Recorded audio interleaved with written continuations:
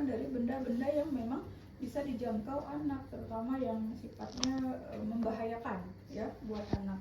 Obat-obatan kah, benda-benda yang memang bisa pecah, benda tajam itu tolong dijauhkan ya. Terus suasana ruangan yang menunjang, mulai dari pencahayaan ya, pencahayaan takutnya gelap, susah nanti masukinnya. Terus siapkan meja tempat tidur pengajian ya. Oke, selanjutnya persiapan keluarga ya. Sebelum kita ke keluarga, kita juga harus apa, sama ya, kita harus baca reka medis ya. Siapa yang akan kita lakukan atau pemasangan OGT ya, anaknya, anak siapa, bednya di mana, usianya berapa, indikasi pemasangan OGT-nya itu karena apa ya, apakah memang masalah nutrisi karena refleksnya yang bermasalah gitu ya, anak prematur atau anak seperti apa, itu kita cari informasi ya. Terus kalau memang tadi, kalau seandainya anaknya datang karena tadi ya ada keracunan atau apa ya, mungkin kita lakukan nanti bilas lambung. Nah itu juga akan kita persiapkan. Apa yang harus kita persiapkan? NaCl belum ada. Oke Bu Azel, anggap aja ada asinya ya, ibu-ibu ya, bapak ya. Ini nanti setelah diiniin baru masukin ke botol. Berapa cc yang perlu diiniin? Nanti kalau jumlah cc-nya sudah ada ininya, sudah diatur di rekomendasinya. Kasih misalnya ini jadi ini minumnya misalnya 8 kali 60 cc, berarti sebanyak 8 kali dalam satu hari, sekali nasinya 60 cc gitu. Jadi yang kita masukin adalah 60 cc, jangan berlebih ya. Ini kan 20, 30, 40 ya, 50 ya. Nah, masukin ya, udah dihangatkan gitu, baru deh kita siap-siap ya. Nah sudah, ini masih ada lebihnya, boleh simpan lagi di kulkas. Anggap aja ini kulkas ya.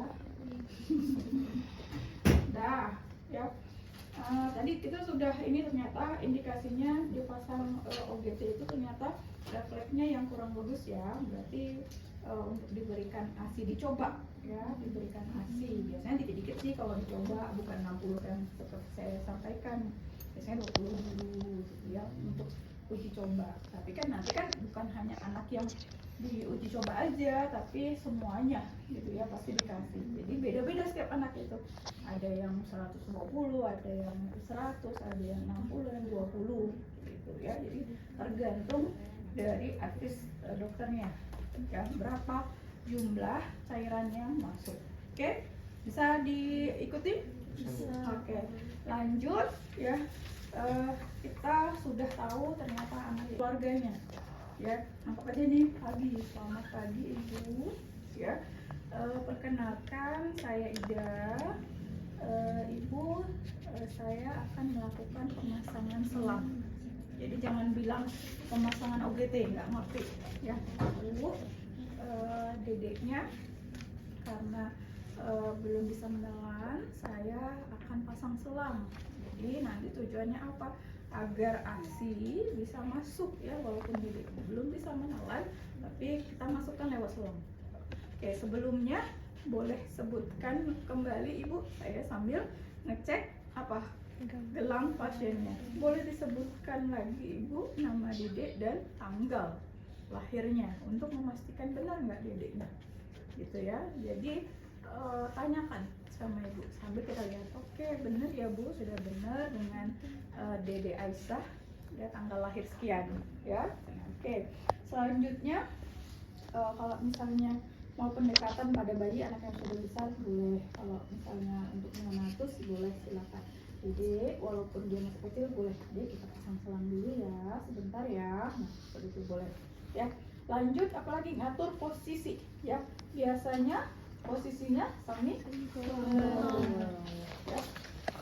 Ini kalau memang agak kesusahan dedeknya ya, kita boleh sedikit agak dibuka semi polar ya. Tapi udah semi polar itu posisinya agak di kepalanya, agak di ke atasin kayak gitu ya, untuk membuka jalannya gitu ya, membuka bagian mulutnya ya. Oke, nah lanjut kita apain ya, kita pasang dulu ya. Kalau ininya susah di atas ya udah pakai ini aja lah ya. Ininya mau dipasang di bawah juga boleh ya. Ibu, saya ambil dulu ya bibitnya ya, kita mulai ya. Ibu boleh ikut saya, silahkan. Nanti boleh pegang tangan dedeknya ya. Oke, selanjutnya baru apa, kita siapkan dulu cairan-cairannya, cairan untuk memastikan ya, untuk memastikan di sini tuh ada. Boleh dipegang ya Bu dedeknya. Boleh sambil ngobrol, Ibu ini anak pertama ya, sebelumnya kakaknya mengalami seperti ini enggak gitu ya. Boleh silahkan ya. Sebelum kita ini, kita akan apa, ukur panjang sama ya. Kita tadi ini berat badannya 9.000. Pakai yang mana? Kok 9.000 sih? 900. Pakai yang 3,5 sampai 6.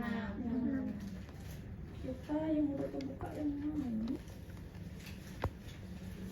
Walaupun prinsipnya bersih. Nah, baru kita gel, tuang gel dulu. Gelnya taruh di sini ya.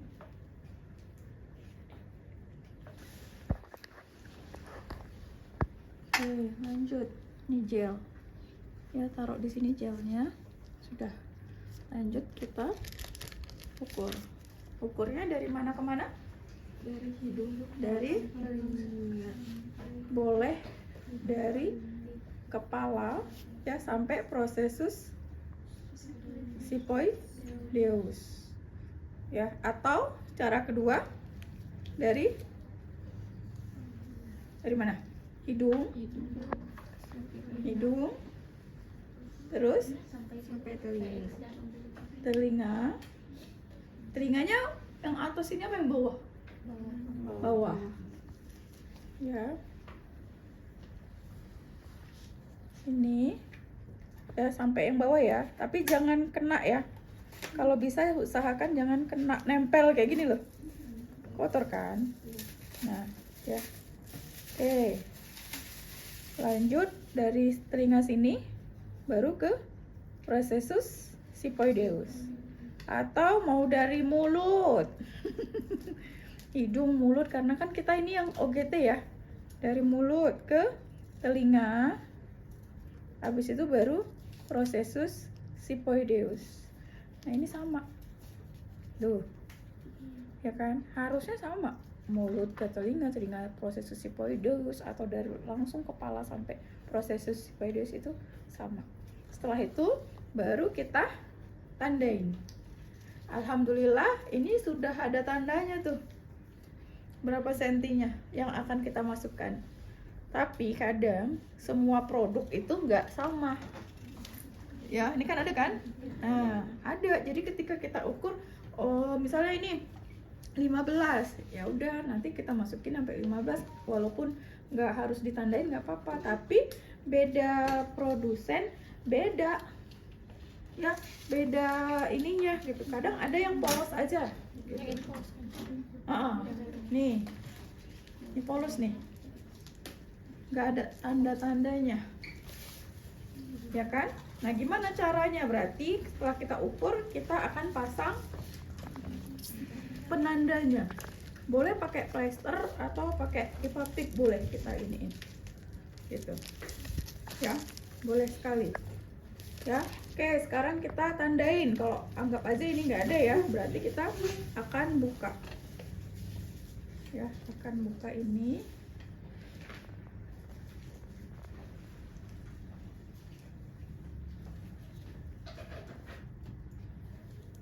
Kita tandain di 15. Tadi saya ukur 15. Berarti yang akan masuk ke dalam 15 ya. Nah, 15. Dah. Nah, selanjutnya karena tadi sudah diukur, baru akan kita apa? Kasih gel. Kadang ada yang ngasih di sini, misalnya, ya ujungnya gitu. Ada gitu kan? Ya. Tapi kadang kalau cuma hanya ujungnya saja, nggak sampai ke bawah, kan anak kecil itu resiko perdarahannya lumayan lebih besar ya. Jadi kalau misalnya ini kita taruh aja di sini, kita ratain. Gitu. Ya. Setelah itu baru kita masukin pelan-pelan, teman-teman.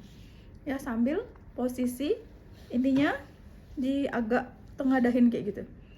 Ya, Ibu sekarang saya akan masukin selangnya. Ya, Ibu boleh pegangin tangan dedeknya, ya, boleh. Ya. Nah, kita masukin pelan-pelan sambil kita lihat bagaimana kondisi dedeknya. Kalaulah seandainya dia jadi batuk, ya, terus dia jadi kayak sianosis, kita tarik cepat. Ya, perhatikan tanda itu. Ya, takutnya salah masuk nih. Ya. Nah, kalau memang seandainya udah masuk tadi, oke aja, nggak ada hambatan, terus dedeknya nggak ada memperlihatkan tanda-tanda kayak distress pernapasan gitu ya, kayak sesak atau kebiruan kayak gitu, masukin. Ya, sampai batas tadi. Dah. Dan ini pastikan ketika tadi harus tertutup. Nggak harus tutup, karena kalau enggak udara yang masuk ke lambung langsung. Ya. Nah, ini sudah. Ya, sudah batasnya nih. Ya, baru akan kita apain? Ya, kita plester sementara dulu. Ya, kita plester sementara. Sambil kita memastikan apa? Memastikan bener nggak dia ya masuk di jalan atau masuk ke lambung nggak gitu. Tapi takutnya kalau nggak di plester sementara nanti dia ya. Nah, biasa aja dulu plesternya, nggak usah kupu-kupu. Nah, setelah itu baru kita ambil stetoskop. Ada berapa cara? Ada berapa cara, teman-teman? Lambung ya. Ada berapa cara? 3. Ya, yang pertama tadi sudah saya kasih NaCl atau cairan air hangat, udah nggak apa-apa. Ya, terus apalagi? Pakai udara, speed. Ya. Nih, speednya kita ambil 1 cc saja. Ya. Tapi tergantung usia juga. Kalau neonatus cukup 1. Tapi kalau untuk anak yang lebih gede ya sama aja kayak orang dewasa juga gitu ya. Bisa 3, bisa 5, tergantung ininya. Ya.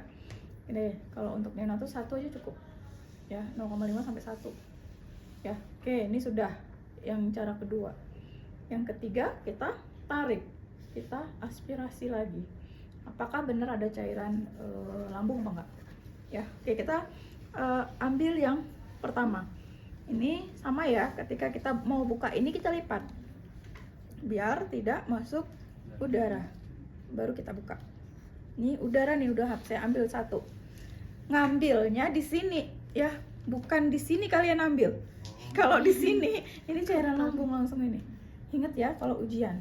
Jadi ketika mau ngecek ambil dulu 1 cc-nya di luar. Nah, baru nanti kita sambungkan. Ya, setelah disambungkan, ya baru kita taruh di sini. Ini di lambung ya. Di lambung, baru kita tekan.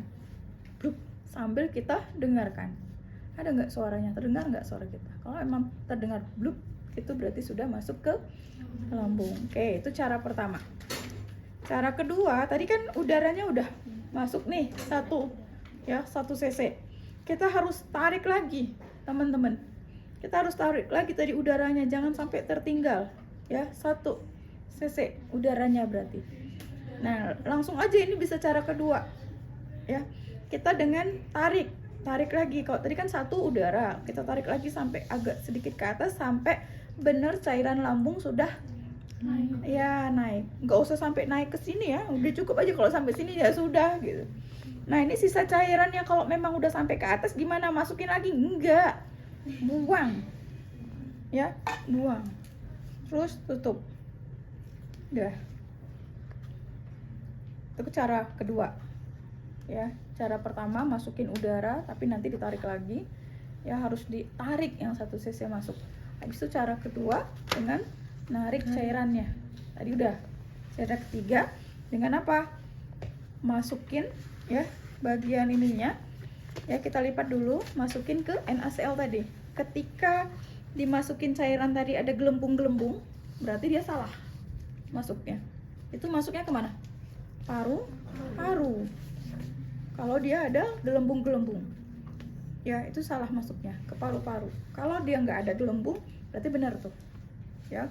Oke, setelah kalau memang tidak ada, berarti kita lipat lagi baru kita tutup.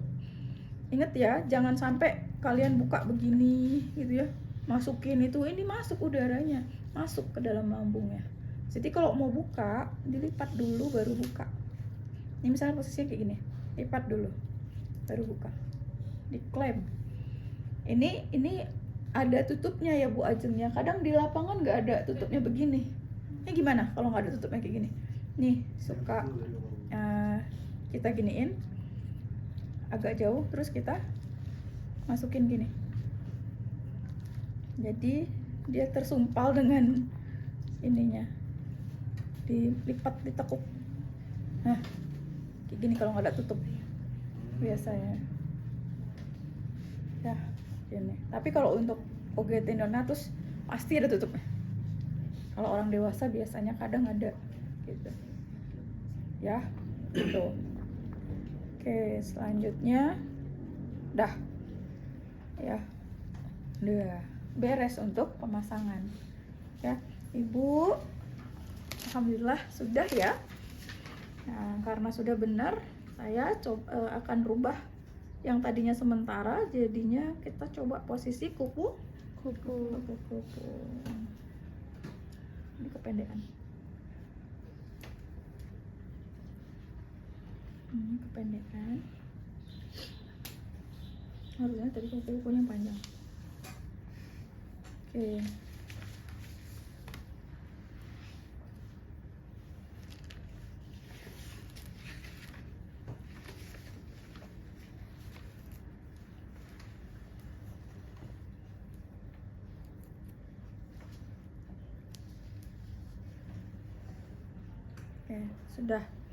Sudah nih, udah selesai. Ibu pemasangannya sudah selesai ya, tapi dedeknya istirahat dulu. Nanti 1 jam lagi saya kesini lagi untuk kasih asinya ya. Sekarang nggak apa-apa ya Bu ya, boleh kalau mau Ibu gendong boleh ya. Oke, saya pamit dulu Bu. Nah, sudah nih ya, untuk pemasangan sudah selesai. Bu aja nggak ada yang ketinggalan nggak? Berarti tadi ya kita ambil misalnya bayi nyonya siapa, berarti dia sudah nyediain ASI, kita ambil dari kulkas, kita hangatkan, kita tuang ke sini 20 cc ya ceritanya. Udah, berarti yang harus saya siapkan adalah ASINya ya, terus apalagi ini ya, tisu kalau seandainya nanti ada yang tumpah atau apa ya. Kalau tadi pemasangannya memang ada kotor atau apa, silahkan ya pakai tisu ya. Oke, lanjut. Tadi kan udah dipasang, saya bawa ini hand hygiene ya, ini nggak usah ya, ini nggak usah lagi karena sudah kepasang ya. Terus ternyata nanti saya bawa ini nanti beda kasusnya, tapi sekalian nanti. Ini sudah saya asingkan terlebih dahulu.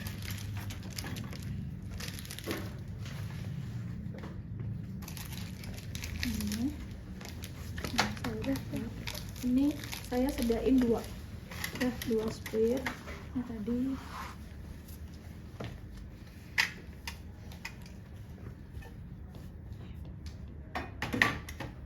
Nah ini untuk ngasih ininya ya. Ini boleh pakai ini aja, bayinya susah. Oke, kita balik lagi. Selamat siang Ibu. Gimana, dedeknya rewel enggak? Ya, oke, sekarang sudah 1 jam dari pemasangan. Saya akan coba untuk melakukan pemberian ASI, ya. Oke, atau mungkin ini bukan baru dipasang tapi sudah sudah beberapa hari lah gitu ya. Ini hari kedua, ya. Berarti sudah kayak gitu baru akan kita kasih, ya. Boleh Ibu, atau Ibu sudah bisa ngasihnya? Belum? Kalau belum boleh nanti Ibu perhatikan caranya, nanti Ibu bisa melakukannya di rumah, ya. Silahkan sambil belajar. Oke, kita mulai ya Bu ya. Cuci tangannya sudah, ya. Lanjut kita dekatkan ASINya, ya. Boleh dipasang ya Bu ya. Nah, saya butuh speed nih, ya. Sebelumnya jadi kan tadi sudah ceritanya sudah dikasih ASI sebelumnya, kita aspirasi. Ingat teman-teman, kita aspirasi dulu, ya. Nah, kita tarik, ya. Apakah masih ada sisa-sisa ASI, ya, yang sebelumnya? Kalau seandainya masih ada sisa, apalagi kalau banyak, ya, karena biasanya kalau anak yang bayi baru lahir atau prematur itu proses pencernaannya itu belum bagus. Proses penyerapan makanannya itu dari mulai lambung mau ke usus itu belum bagus. Ya, jadi kemungkinan misalnya ada jeda waktu setiap 2 jam dikasih ASI, itu 2 jam itu setelah 2 jam kita cek itu masih ada residu. Namanya residu, sisa yang sebelumnya, sisa ASI yang sebelumnya itu ada residunya.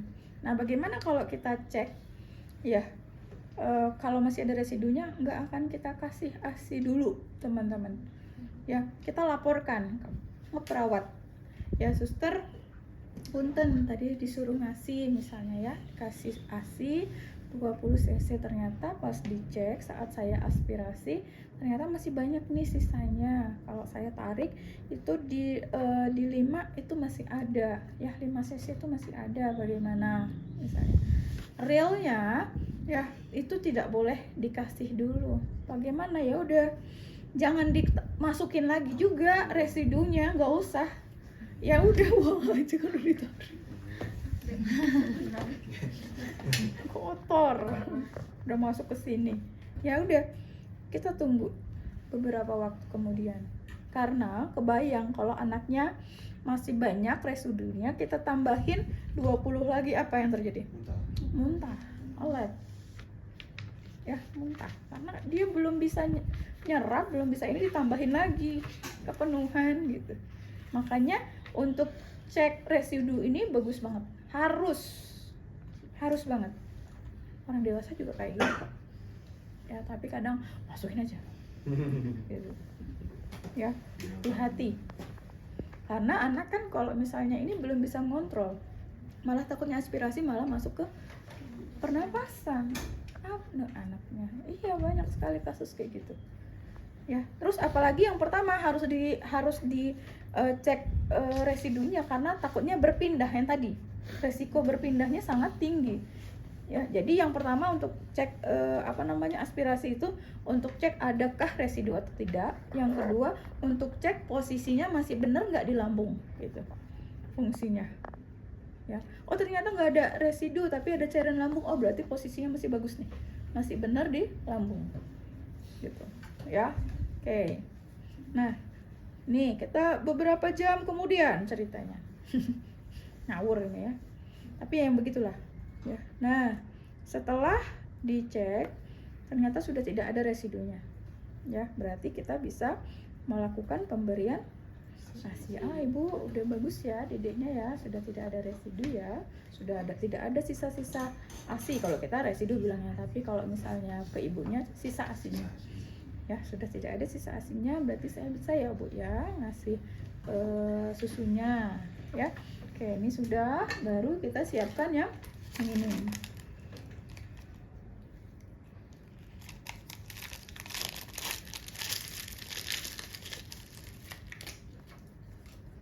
Makanya butuh 2 ya, Bu. Iya, ya, butuh 2.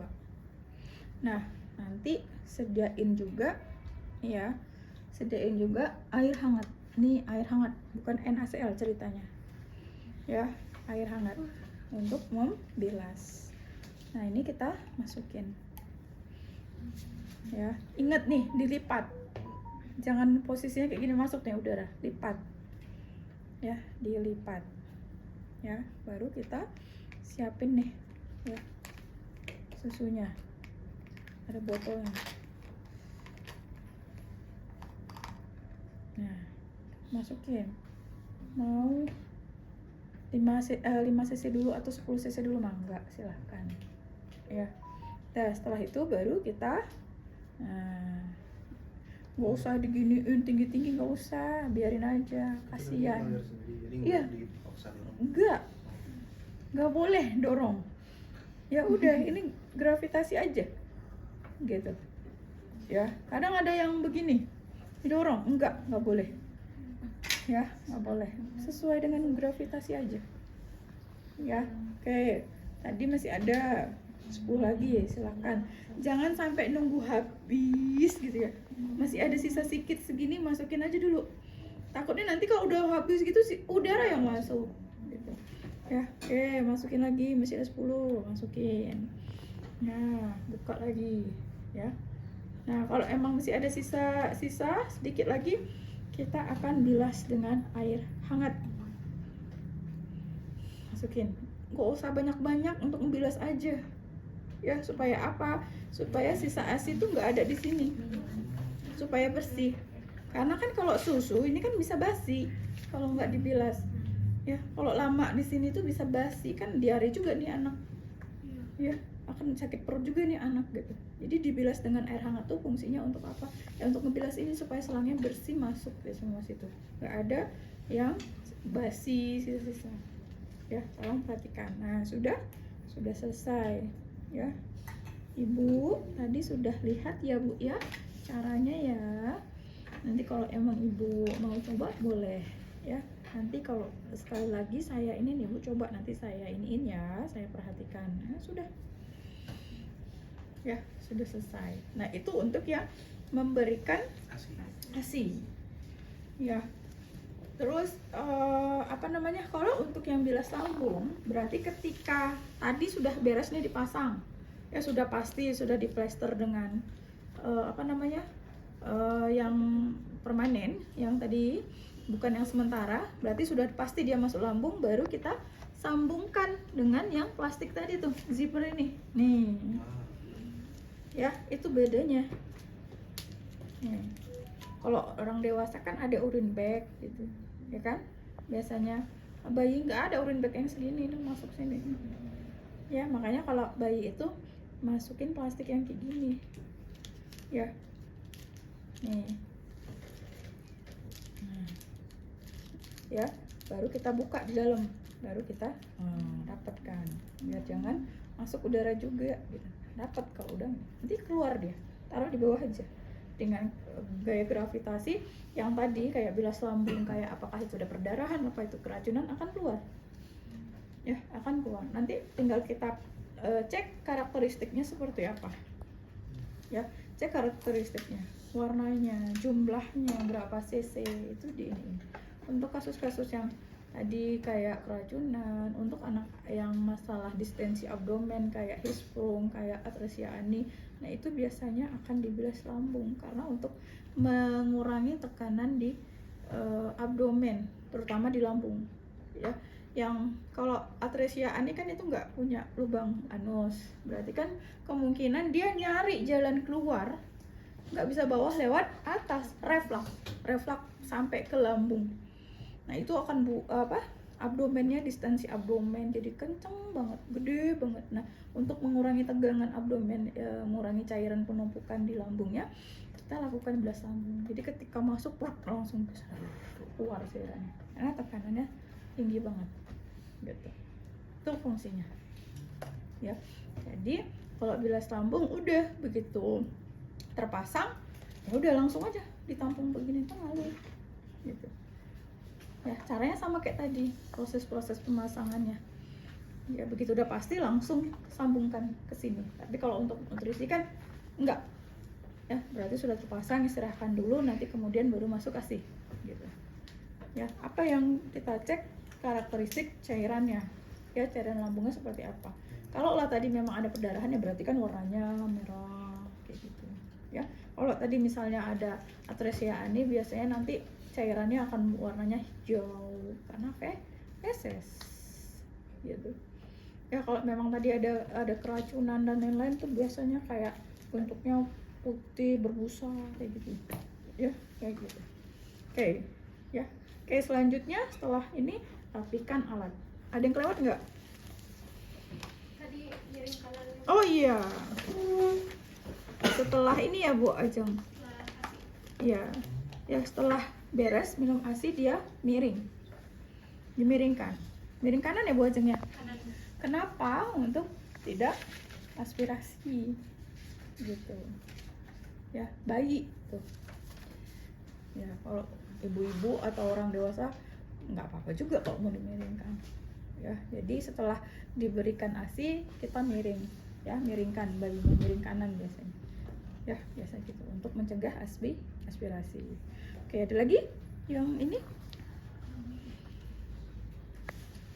Ingat ya, tadi untuk cairan yang dimasukkan ngetes masuk ke lambung itu 1 cc, 0,5 sampai 1 cc itu ditarik lagi, masuk udah kedengeran, tarik lagi, jangan dibiarkan di dalam udara tuh di lambung ya, tarik lagi 1 cc ya tuh. Oke, ada lagi yang ketinggalan. Oh iya Ibu, fiksasi Bu Ajeng lupa ya. Biasanya suka difiksasinya itu suka di sini tuh dipasang ya, tadi di awal suka dikasih apa, tanggal tanggal pemasangan ya. Jadi di sini boleh kita iniin pertama masang ya, ketika sebelum kasih ASI ya. Nah, kita pasang kayak gini ya. Nah, nanti kita tulis tanggal pemasangan ini ya. Dah, ini tadi sambungkan pangkal selang OGT ke kantong penampung, terus misalnya ini tanggal ya. Dah, ada lagi nggak? Udah ya. Nah, oke. Bereskan alat-alat ya, semuanya bereskan alat-alat, cuci tangan ya, terus evaluasi tadi respon pasiennya gimana, apakah tadi ada tanda-tanda kayak kebiruan ketika dipasang ya. Terus kalau memang seandainya bilas lambung berarti tadi ya karakteristik cairannya seperti apa ya, jumlahnya berapa, karakteristik cairannya bagaimana, warnanya apa ya. Kalaupun seandainya tadi nutrisi berarti apakah ada residu atau tidak ya, berapa residunya, boleh ditulis jumlah yang masuknya berapa itu ya. Ya, jumlah residunya berapa yang masuk ya. Oke, itu saja mungkin ya.